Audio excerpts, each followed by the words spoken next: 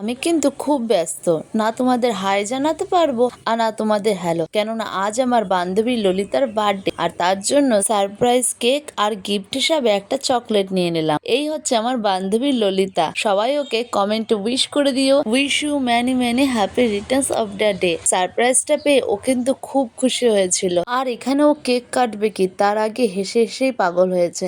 ওর খুশিতে কারো যেন নজর না লাগে। সবাইকে কেক খাওয়ানোর পরে ওকে আমরা সবাই বললাম শুধু কেক খাওয়ালে হবে, আমাদের ট্রিট কই। তাই তো ঝটপট অর্ডার দিয়ে দিল ফ্রাই মোমো। ফ্রাই মোমোটা খেতে দুর্দান্ত ছিল। সব বন্ধু বান্ধবীরা মিলে লিপির বার্থডেটা আমরা ভালোই এনজয় করলাম। আর লিপির পকেট থেকে অনেক টাকাই খরচা গেছে। चलिए एक काम कर 200 रुपए दे और 50 रुपए काट ओवर एक्टिंग के वजह। ধন্যবাদ আমার এত সুন্দর একটা সন্ধ্যা উপহার দেওয়ার জন্য, এত সুন্দর করে বার্থডেটা সেলিব্রেট করার জন্য। আচ্ছা ঠিক আছে, তোকেও ধন্যবাদ কারণ তুই আমাদের এত ভালো ট্রিট দিয়েছিস।